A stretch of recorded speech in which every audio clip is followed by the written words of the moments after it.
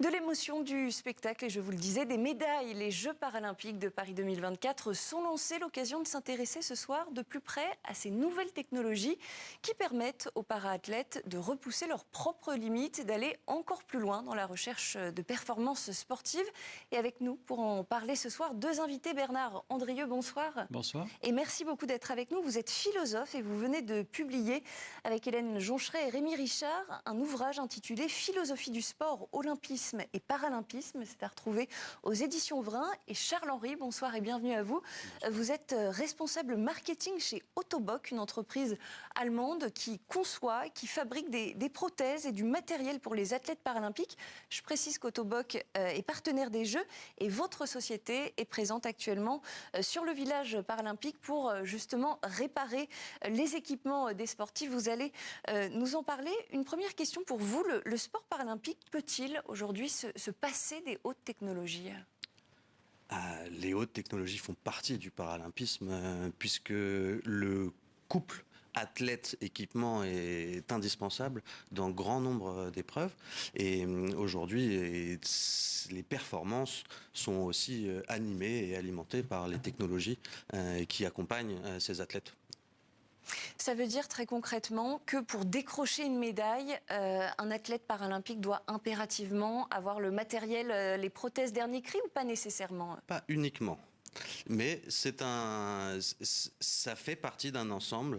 L'équipement sportif dans toute compétition et dans tout sport est nécessaire. Dans le parasport, nous avons un équipement supplémentaire qui est l'appareillage de l'athlète qui va lui permettre de compenser son handicap et de réaliser au mieux sa performance. Alors Bernard Andrieux, je me tourne vers vous. Lorsqu'on parle des athlètes paralympiques, on parle tantôt, c'est ce qu'on peut lire, je cite ce qu'on peut lire dans la presse, d'hommes réparés, d'hommes adaptés, d'hommes augmentés. Quelle expression vous semble aujourd'hui, d'un point de vue philosophique, la plus juste, la plus appropriée ? Alors, bien évidemment, il y a une augmentation, hein, comme Charles-Henri l'a expliqué à l'instant, c'est-à-dire que bien il y a une augmentation de la performance puisque ce sont des corps finalement qui sont équipés de prothèses. Et cette notion de couple, justement, est intéressante parce que nous, on défend plutôt la thèse qu'il s'agit d'une hybridation. C'est-à-dire que c'est vraiment une unité. Il y a une unité entre l'athlète et le fauteuil, entre l'athlète et sa prothèse. Et pour lui, ça forme un seul schéma corporel. Il n'y a pas d'un côté un deuxième corps et un autre corps. Vraiment, il y a une unité qui se met en place. Ça veut dire que la prothèse ou le fauteuil aujourd'hui est perçu comme par les athlètes, les para-athlètes, comme un prolongement d'eux-mêmes ? C'est même plus qu'un prolongement, c'est vraiment incorporé dans leur propre corps. Et ce qui prouve d'ailleurs qu'il y a un engagement total dans le geste, c'est-à-dire qu'il n'y a pas d'hésitation technologique, mais en même temps aussi il y a une capacité à pouvoir faire fonctionner le corps parce que le cerveau finalement aussi s'est reconnecté avec le fonctionnement de la prothèse. Donc c'est vraiment une unité somatopsychique importante. Charles-Henri, vous êtes d'accord avec cette idée d'unité? Vous, quels sont vos retours sur expérience? Vous avez apporté, d'ailleurs, vous pouvez nous les montrer, du matériel utilisé par les sportifs. Alors, expliquez-nous d'abord ce que vous nous avez rapporté. Alors, un petit tour d'horizon du matériel prothétique. Alors, je vous invite peut-être à lever chaque objet pour que la caméra puisse, en face de vous, puisse bien vous voir. Nous avons du matériel de tous les jours, puisque avant d'être des athlètes, nous sommes des personnes évoluant dans un monde. Et pour ça, nous avons des composants spécifiques pour les activités quotidiennes. Donc là, nous avons un pied prothétique en carbone qui va s'inspirer des mêmes technologies, mais qui n'aura pas le même but qu'un pied destiné au sport. Et on va voir tout de suite, la différence va être flagrante, puisqu'ici, nous avons un pied qui ressemblait ou qui essaye de ressembler à un pied anatomique. Quand, pour la performance sportive, nous avons les fameuses lames de sport qui n'ont plus de talons, uniquement une pointe, et qui vont là chercher avant tout la performance, avant même la notion d'acceptation. Quand on est dans l'appareillage de tous les jours, à la recherche d'un compromis entre la sécurité du patient, les performances réalisées, la compensation du handicap, mais aussi l'acceptation de cet élément, dispositif qui vient compléter le corps. L'acceptation, ça veut dire qu'il y a un temps d'adaptation des athlètes à ces nouveaux équipements ? Il y a un travail de deuil nécessaire, puisqu'on on a perdu finalement.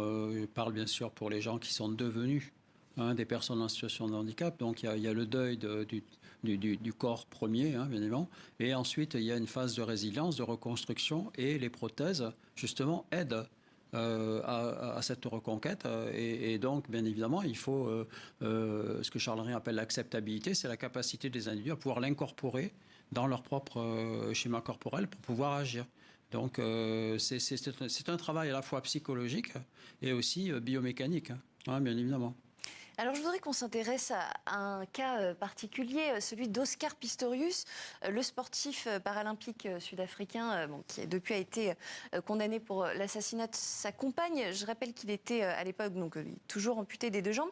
Il avait couru avec des athlètes valides lors des Jeux de Londres 2012. Je vous propose qu'on découvre ensemble ce sujet d'archives de la RTBF. Ça date de 2008. Vous allez le voir, la question d'un éventuel avantage procuré par ces prothèses était déjà posé et on commente juste après. Oscar Pistorius peut encore rêver des Jeux Olympiques. Cet athlète sud-africain amputé des deux jambes avait presque perdu tout espoir de se rendre en Chine. Au mois de janvier, la Fédération internationale d'athlétisme avait décidé que le sprinter ne pouvait pas participer aux JO. En cause, ses prothèses en fibre de carbone qui lui donneraient un avantage par rapport aux athlètes valides. Âgé de 21 ans, Pistorius ne s'est pas découragé. En février, il a fait appel au tribunal arbitral du sport qui a rendu son verdict aujourd'hui. Dans cette procédure d'appel, le tribunal s'est penché sur les preuves scientifiques apportées par les différentes parties. Il est arrivé à la conclusion que l'IAAF ne pouvait pas établir que les prothèses utilisées par Oscar Pistorius lui donnent un avantage par rapport aux autres athlètes. Conséquence directe, Oscar Pistorius a le droit de prendre part aux compétitions organisées par la Fédération internationale, mais ce n'est pas tout. Dans un deuxième temps, il pourra réaliser les minima pour être sélectionné pour les Jeux Olympiques. Il a donc une chance de se qualifier, mais il doit bien sûr être assez performant pour remplir les critères de sélection. Il a maintenant jusqu'au 23 juillet pour obtenir son billet pour les Jeux de Pékin. Bernard Andrieux, les sportifs paralympiques sont-ils aujourd'hui en train de devenir plus performants que les sportifs valides ou c'est un mythe, c'est un fantasme ? Oui, disons qu'il y a une progressivité de leur performance, de par le matériel, de par l'entraînement, de par la professionnalisation aussi. Et donc, bien évidemment, il y a un progrès dans la performance. Dans le cas Pistorius, bien évidemment, le grand problème que posait Oscar Pistorius, c'est le problème de l'inclusivité. C'est-à-dire, est-ce que j'ai le droit de ne pas me considérer comme un sportif paralympique ? Est-ce que j'ai le droit de courir avec les valides ? Et ça, c'est une vraie question d'inclusion. Est-ce qu'au nom de l'inclusion, il faut, Charles-Henri, que je ne sais pas, vous avez peut-être un regard sur le sujet, vous qui êtes en contact permanent avec ces sportifs, est-ce qu'il y a un désir de certains sportifs de concourir avec des athlètes valides ? Il y a un vrai désir de pouvoir être perçus comme des athlètes à part entière. Et ça, je pense que c'est vraiment un point clé. Aujourd'hui, à l'heure actuelle, nous faisons tout notre possible pour leur permettre d'atteindre des niveaux de performance que sont ceux d'athlètes olympiques. Monsieur Pistorius est encore aujourd'hui un exemple unique. Nous n'avons malheureusement pas d'autres athlètes paralympiques qui ont réussi à atteindre les minima des Olympiques pour concourir avec l'ensemble. Mais je pense qu'il y a un vrai souhait.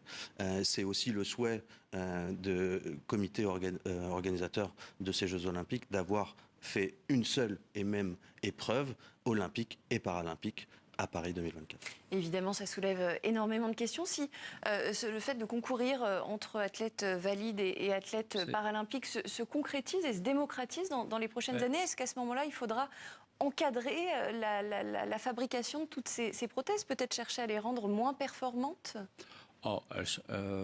Cet encadrement a déjà lieu autour du débat sur le dopage technologique. C'est-à-dire qu'on a déjà tout un débat, un encadrement pour essayer effectivement, il n'y ait pas un suravantage. Et là, on a des commissions techniques et les fabricants sont très vigilants. Charles Henry pourra en témoigner sur le caractère à la fois éthique un minimum de ça. Bon, après, le fond du problème, c'est la société contemporaine. C'est-à-dire que dans la société, vous avez des personnes en situation de handicap et des valides. Il n'y a que dans le sport que vous n'avez pas les deux. Donc la question de la mixité se pose. C'est-à-dire que là, la possibilité de pouvoir faire des épreuves mixtes, c'est fondamental. Parce que c'est le reflet aussi de la société. Dans notre société, les personnes sont un peu invisibilisées avec leur handicap et il y a encore beaucoup de problèmes d'accessibilité. Donc, et on le voit en ce moment, voilà, on le voit en ce moment. dans les transports Donc, en commun. l'enjeu, c'est ça, c'est peut-être aller vers davantage de compétition mixte.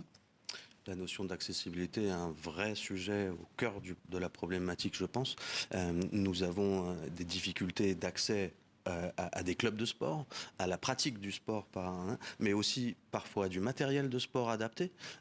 Rappelons aussi tout de même que le matériel de sport n'est pas pris en charge pour les personnes en situation de handicap et que c'est un coût supplémentaire pour la pratique du sport, souvent un frein important à la réalisation de ces épreuves et de ce dépassement de soi. Très concrètement, Charles-Henri, les prothèses que vous nous avez montrées, elles coûtent combien ? On a une idée. C'est un vrai sujet. C'est peut-être le début de la démocratisation, savoir combien ça coûte. C'est un vrai sujet et se le permettre. Nous avons des échelles qui sont très variables en fonction du niveau de handicap. Sur des personnes amputées, prenons une personne amputée tibiale par exemple, pour pouvoir bénéficier d'une prothèse avec ce type de lame carbone, il faut compter un minimum 4 000 €. Prothèse complète et ça peut monter après en fonction des niveaux d'amputation. Plus l'amputation est haute, plus nous allons avoir besoin de composants et d'adaptations spécifiques pour pouvoir réaliser l'appareillage. Ça veut dire 4 000 € à renouveler au gré des progrès technologiques. Tout à fait. Pour les sportifs professionnels. Pour des athlètes, c'est une utilisation très intense de ces dispositifs. Il va y avoir des renouvellements souvent plus fréquents que l'équipement de tous les jours, et l'équipement quotidien. Il existe en France des subventions pour ces sportifs ? Aujourd'hui, que sur des fonds privés. Il y a différentes initiatives privées qui favorisent l'accès et qui cherchent à travers différentes associations ou du crowdfunding, du sponsoring aussi. Il y a différents axes qui permettent l'accès, mais pas de solution globale encore. Ça veut dire qu'il y aurait encore un travail à faire pour tout simplement rendre ces prothèses accessibles financièrement à toutes les personnes en situation de handicap ? On a déjà toute une réflexion qui est entamée par le gouvernement, déjà pour l'accessibilité des fauteuils, le fait que chacun puisse disposer d'un fauteuil. Vous avez vu la réflexion qu'a engagée la région sur le problème de l'accessibilité au métro. Ça va coûter 55 milliards. Donc, je veux dire, le problème, c'est qu'est-ce que c'est que l'héritage de la JOP de Paris ? Est-ce qu'il va y avoir une prise de conscience de la nécessité absolue de prendre les choses en main pour faire que tout le monde puisse accéder démocratiquement à la pratique ? Alors, il y a une question effectivement sociétale, d'accès, de démocratisation des pratiques sportives. Et vous souleviez à l'instant le problème de l'accès aux équipements sportifs. Donc, j'imagine que le maillage territorial en ce qui concerne les clubs handisport est finalement très inégal en France. Ça veut dire quoi ? C'est principalement dans les grandes villes qu'on peut aujourd'hui avoir une pratique handisport ? Le maillage, c'est particulièrement étendu et élargi aussi avec l'arrivée dans notre ville et dans notre pays de ces Jeux paralympiques. Cette préparation vers les Jeux a amené à la création d'initiatives, de regroupements de clubs, pouvoir aussi adapter les clubs, adapter les locaux. Souvent, les gymnases ne sont pas forcément les plus accessibles.